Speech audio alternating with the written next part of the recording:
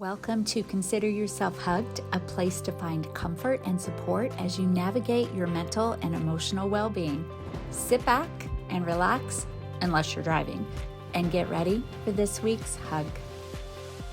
So Michelle just said to me, maybe we should be more organized this week. And then we started to do that, but our topic is so widespread, right? The use of AI. Yes. Yeah. So interesting, really difficult to know where to start. Well, here was Michelle's suggestion. Well, first of all, let me tell you what I said today, just today. I said to ChatGPT, I said, we are doing a podcast series about using artificial intelligence to enhance mental and emotional well-being. What would you like us to tell people? And so I will read the first sentence. And I thought this was a great first sentence. AI can be a great assistant for mental and emotional well-being, but it is not a substitute for therapy, medical advice, or human connection. And I thought it was a good way to start. But then Absolutely. Michelle's suggestion. So I go back and forth with ChatGPT for a while. I sent all this to Michelle, and it asked me, would you like me to generate some jokes? So Michelle said, let's start with the joke. I like Um, jokes. okay. So, all right, here you go. You ready? I'm ready. So here's the joke. I asked AI how to reduce stress. It suggested deep breathing and gentle movement. I was hoping for a full body reset button. So but the thing that I loved about this is it's just not that funny, Yeah, which yes, that is the whole point of it won't replace human human. connection. And so we are going to talk about ways that it can be very helpful in like mitigating things of day-to-day life, how it could be helpful in just kind of day-to-day activities and work duties and all kinds of things, but not in the form of replacing anything human. Yeah. Because the joke, you know, it's just, yeah, I don't think AI is going to make it as a comedian. You don't think so? No. No, this was kind of funny. AI therapist. How does that make you feel? Me. Sad. AI therapist. Noted. Would you like a list of cat videos? So I thought that was kind of funny. That was such a good response. No, okay. Sad. What would make you not feel sad? Maybe a list of cat videos. I don't know. You and I both have cats. We probably do laugh at cat videos.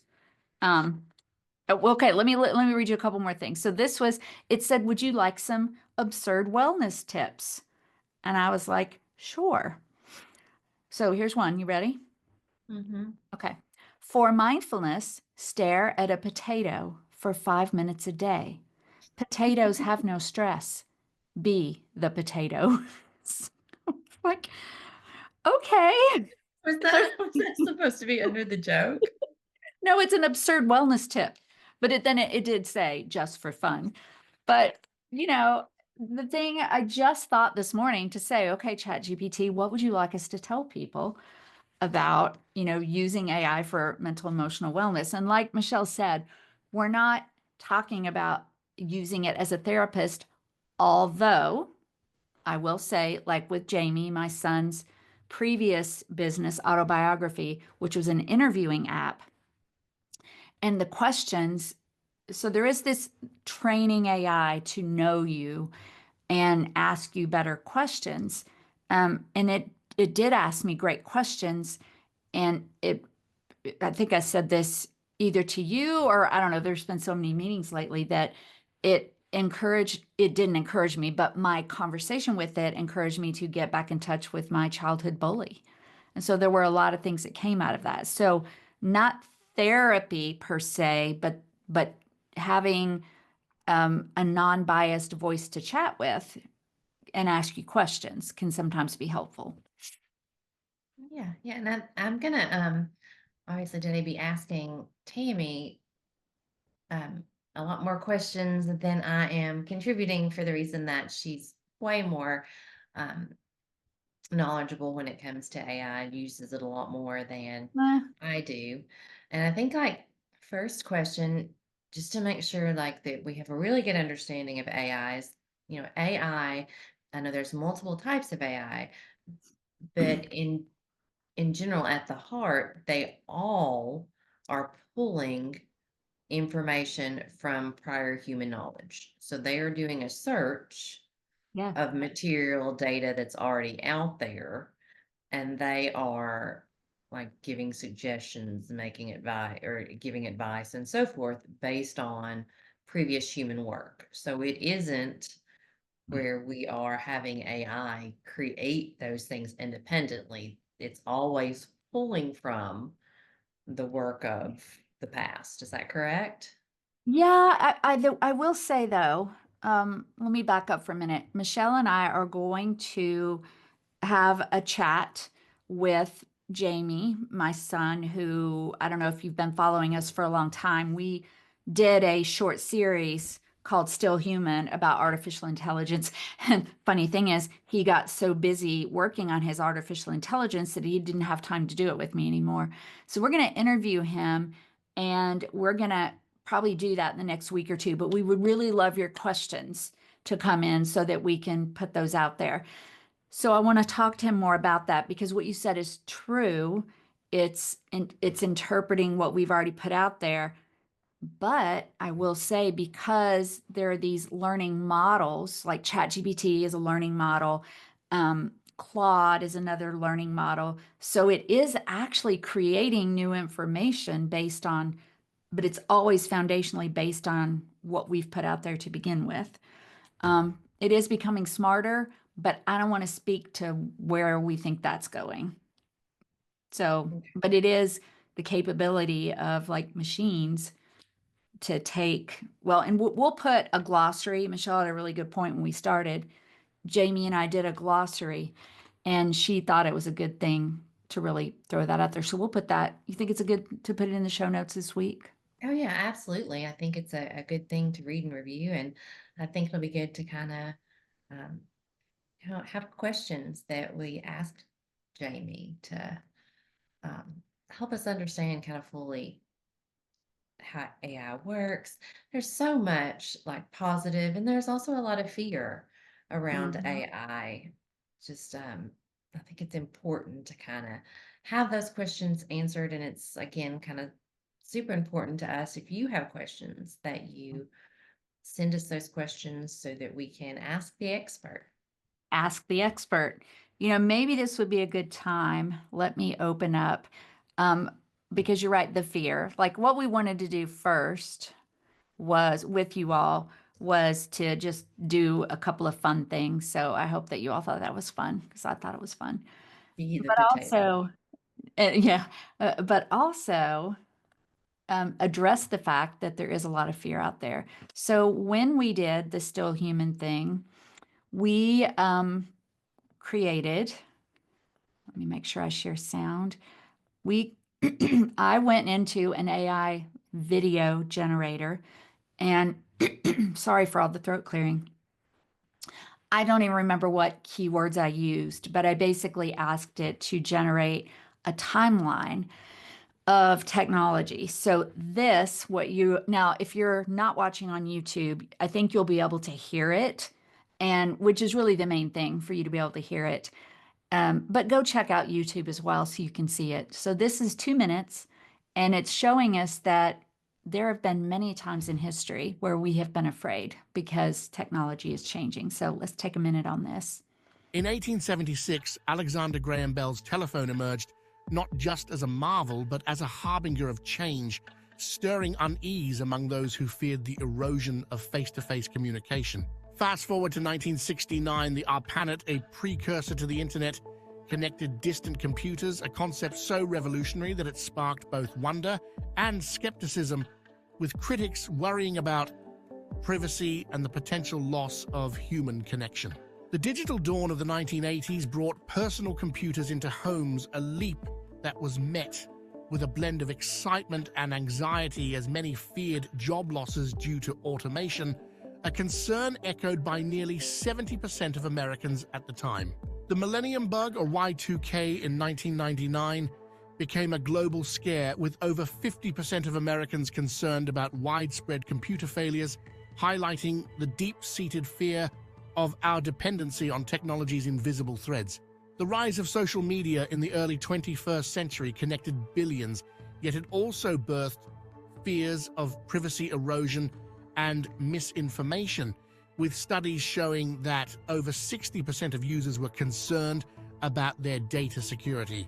The advent of artificial intelligence and robotics brought forth visions of a new future, but also rekindled age-old fears of obsolescence and control, with over 70% of the public wary about losing their jobs to machines. As we navigate the digital seas, the real challenge lies not in the tempest of innovation, but in steering the human spirit through the waves of fear and uncertainty, preserving our essence in the vast ocean of technology.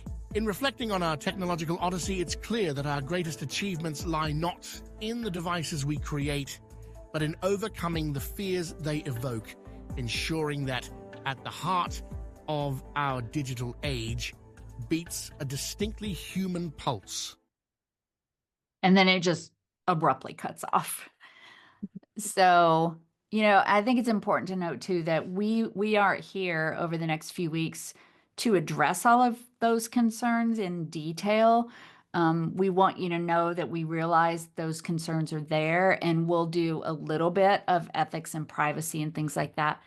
The main thing we want to do, because it's here and it's not going anywhere.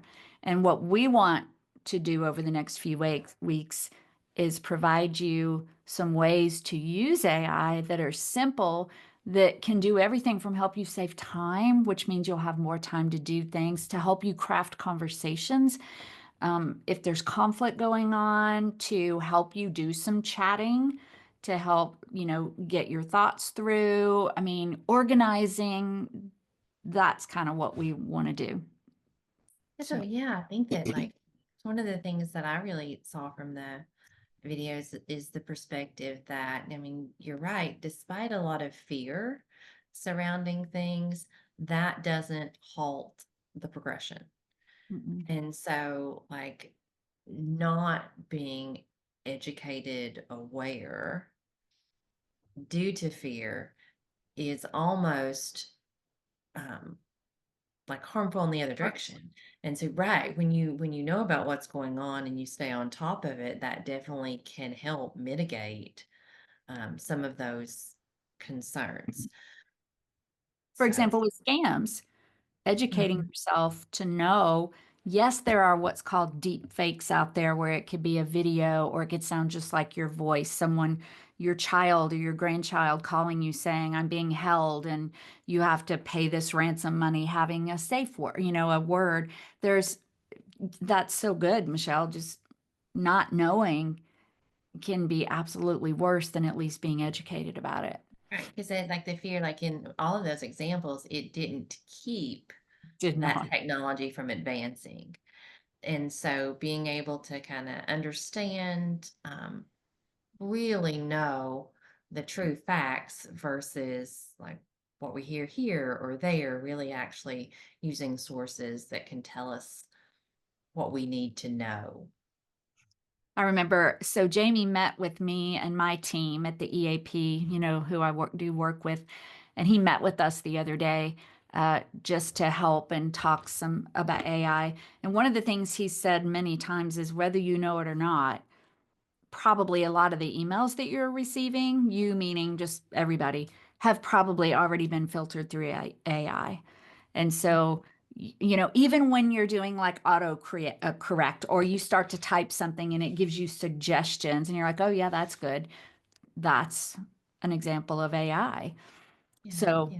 all those things, all those things. Well, do you want to play a game? Yes. We learned this. Oh, wait, one more thing.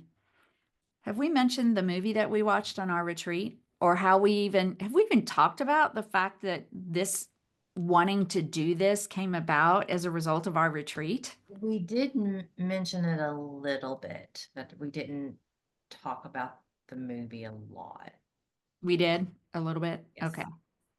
So the movie Her, I mean, it's one of those that futuristic where people have relationships with their AI companions that help them organize throughout their day. So I don't know.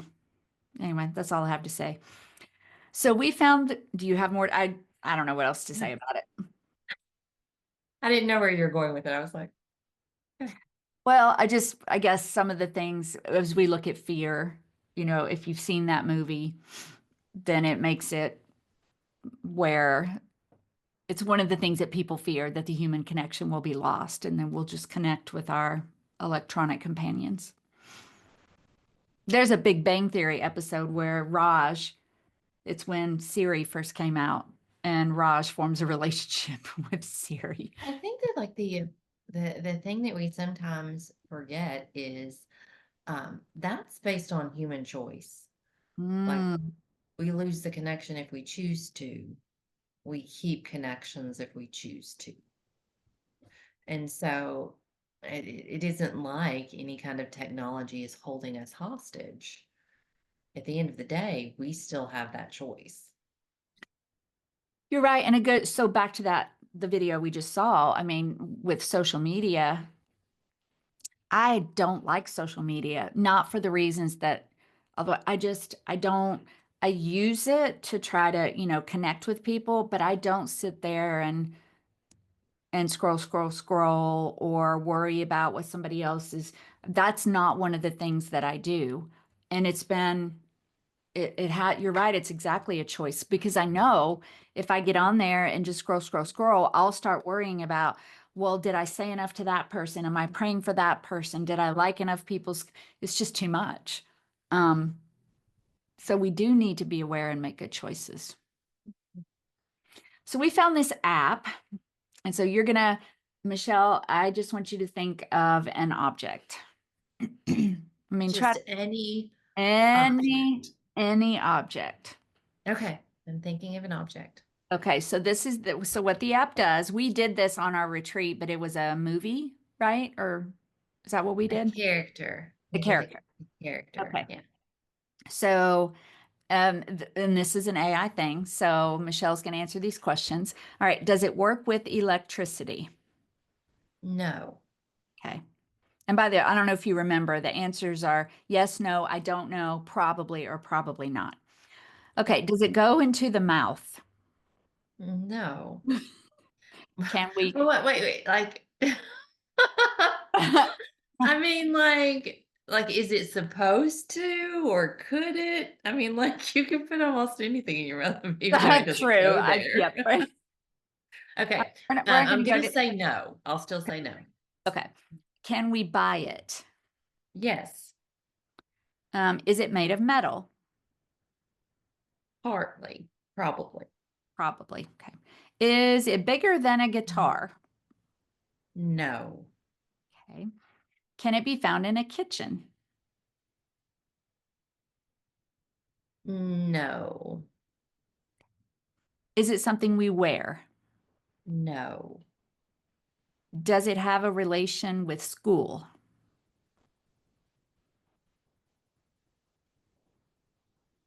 no, Can we play with it?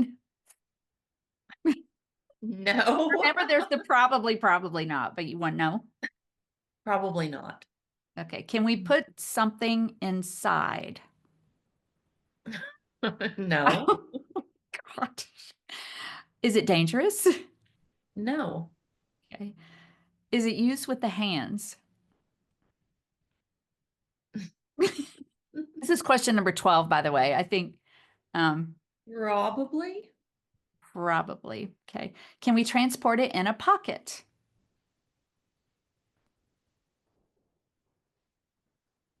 You're the most literal person I know. These must be the worst questions in the world for you. No. No. Okay. Does it hold something? No. Can we find it in a bathroom?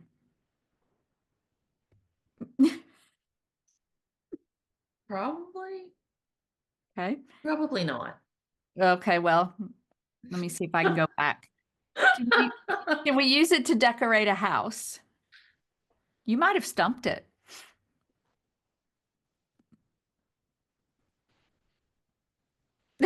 Probably not. Okay. Do we find it on the walls? Okay, I'm dying to know what this object is. You're struggling so much. No, Okay. Can it be opened or closed? no, Does it have a handle? probably. Do most people have it? This is the worst example. I'm so sorry. No, it's not your fault. I just mean whatever you chose, because everything I've ever done with it, it's like come up with it. So you must have really chosen something crazy. It'll be interesting to see if it gets it. Okay, so do most people have it?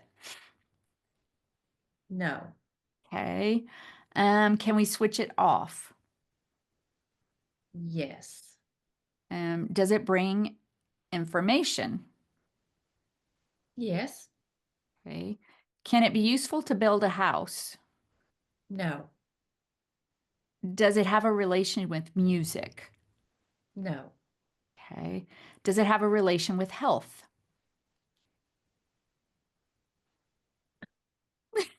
We're going to give it 5 more questions, by the way, and then we're going to call it stumped. no. I'm Uh, sorry. No, Because why I not come think up with it's this such a great. example? Why? No, can it be found in a house or Yes, in houses? Okay. yes, Is it electronic? no, It already asked that question. Is it flat? no, Does it make a noise? yes, Does it have a seat? no, Okay. Is it an alarm clock? yes. Ah!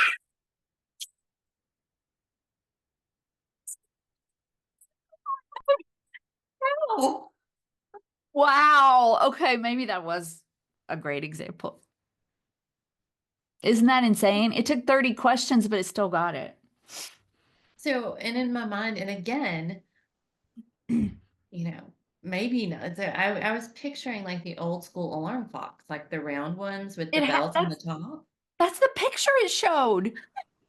Oh, I should have shown you if I had known you were thinking of that. That is exact. Oh my Let gosh, me see that if is it, let crazy. me see if you can go back and see like other things that you did. From the questions, I would have never thought that it would guess it. Especially because now I can see why you were struggling. Like almost none of those questions pertained. Right. So, like, how did it get it? That's incredible. I don't know. We're either scaring people or exciting them. Okay, I don't know. Did we get our goals done for today to just like introduce it, show the fun things, acknowledge that people are fearful, explain what we mean by using for emotional and mental well-being, explaining what AI is. Do you think we did all that? Yes, I absolutely think that we did. I think that you know we should talk a little bit about like what our goals for the upcoming. Like we are going to talk about how AI Sorry.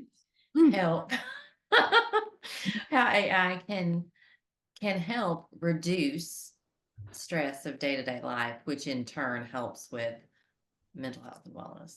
There are so many things that AI can kind of be, it can be your personal assistant sometimes in a way. And so many things that it can be helpful with. And so we are going to spend some time talking about that. Um, Yeah. And I mean, do you want me to just say what we think the plan will be? Because we have one.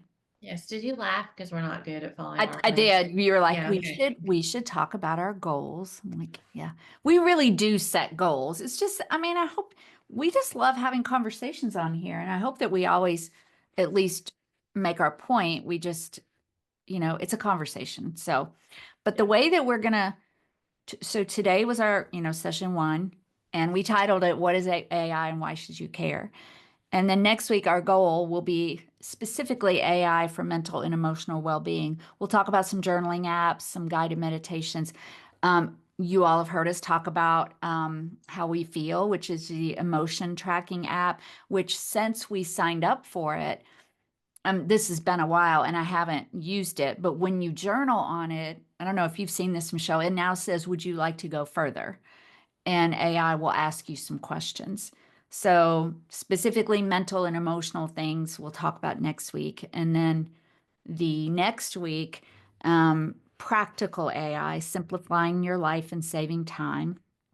And that's kind of like what Michelle talked about, just your personal assistant. How can it save you time? So, and I'll share all the things I do, and we'll get Jamie and Michelle will share hers. And then we'll end up with just staying safe and staying smart. We'll talk about some ways to protect yourself. I know Michelle brought up today in her industry about like, is it okay to say that? Well, you can say it, what you talked about that will. Yeah, so like AI is used in different things. It's used in different like note-taking apps and so forth. But again, it's going to reiterate, like, it can't replace like the human aspect. It can't replace, like, if you're using it and you want to use certain terminology and language, like, you have to input that information that you want that. And so it's again, we really want to stress that we understand that there is a lot of discomfort, fear, newness. Yeah. But like it's taken me a while as well to understand that it's because people were afraid of computers. That did not stop really anything about the trajectory of that technology, and the people who chose not to use or learn computers, they were left Yeah. behind when it comes to jobs and so forth. And so I've had to remind myself that being afraid and just choosing not to look at something isn't the answer. And I think the really awesome part about having both of us on here for you all who are listening and watching is that Michelle is the very logical, thoughtful, and I'm the let's jump ahead and do everything. And so I think it'll be a really good blend of, because I know I'm not cautious enough sometimes. Um, but I'm learning too. So I think it'll be a really great thing. And you're right. We One of the things that I was listening to a speaker podcast probably about a year ago, and one about AI, and one of the questions was, well, is AI just going to replace professional speakers? And the answer was from this AI speaker person who was also considered an expert. She said, no, but if you don't use the tools that will help you in your speaking business that are afforded to you now by AI, you'll probably be left behind. So it's just about using the tools. It's about using the tools and making sure that like the message also is that it doesn't replace human connection, and you still have to strive for that. Like, I know many times, you hear parents say, well, I feel like my child doesn't communicate as much because they don't go out with friends anymore. It's always online. And so we have to also make the effort to um, for those connections as well. We can't expect technology to do all of anything for us, and it's a choice that we keep those connections. Yeah. And I was about to say something to you, but I just changed. I was about to say, if I were retired and living out somewhere in a cabin, this probably wouldn't really be very important to me. And I'm looking forward to a future where that might be me living on a creek in a cabin. And I was going to say, so these things may not be as important to me, but I'm going to change my mind about that, because just like we talked about, like with scams or with my grandchildren, or I still want to be able to learn as much as I can and stay connected to the world Well, in and what one it of the just might things, be different. one of the things we talked about on the retreat was like with David's list for, like, he does different types of trips and he loves lists. And so he will make pretty extensive lists of things he needs and so forth. And AI actually did a good job. Practice that, like make a We need to share list. that. Yes, like I mean, if not we were going today, to but say make a list for a fishing trip and all the things you would need for a fishing trip. So it can, you know, really save time from that aspect. So even when you're retired, if you want to go fishing, it can help you do. There are just so many things and so many ways that it can be helpful that I wasn't aware of before we started talking about it. And so I think it really can. It can be a huge time saver and it can be a really positive thing when used correctly. when used correctly. That's right.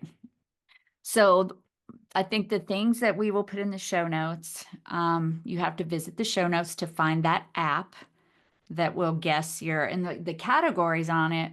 Well, it'll take, yeah, let me pull up. So you can, when Michelle and I did it on the retreat, we did a character. You can also do objects, which we did today. And by the way, when I pulled up the category called objects, it said object or concept. So I thought that was interesting. I went ahead and just said object, but then there's movie and TV shows, and then there's animals. So I intend to do this with my friends because that's fun. But I'm not going to tell you what it is unless you guys go look at the show notes. So we'll put that in there. We'll put the AI generated video. We'll put the glossary. Was that all that we said we were going to put? I think so. Yes. The app. And then please send us your Ask the Expert questions. Right. And also I mentioned, I think in the show notes last week, Michelle and I think you all know, Michelle has she's a full-time psychiatric nurse practitioner. I am a full-time training facilitator and speaker. And we love doing this podcast so much, but it takes a lot of time. And now that we have AI available to us, and I'll give you the tools for this later. So there is a transcript of what we say, which I take and plug into AI, and I have to go back and forth multiple times and edit things and change things. But AI creates our show notes for us now for the most part. And I hope that you're finding that, like I allowed it to put some emojis, and actually I think it might be too many, so I might scale that back. But if I didn't have that tool available, I don't know how much longer we would be able to do this, because when we were Michelle was trying to, okay, what did you say? And what did I say? And let me send you this. And it will even tell us, you told people you were going to share that app. You told people, and without that, I don't know, we both have had some increased responsibilities, and I just don't know if we could keep doing it, which would make me really sad. So hopefully you all are good with the AI generated show notes. And to the point of people saying, well, doesn't it make you less creative? We've heard that before. It allows us to do this, like the creative part, and it's like an assistant typing out all the notes for us. Right. Absolutely. Okay. So the Ask the Expert, we will put all the things in the show notes. We really hope that you enjoy over the next few weeks, because we're pretty excited. We're also getting toward the end of the season. So just be aware of that. Do you have anything else? No. Okay. Well, do all the things: like, download, rate, share. Go on to YouTube if you're not currently doing that, because you'll be able to actually watch the video, or you can access it through the show notes. And that's all I have too. So until next time, Consider yourself. Bye. Bye.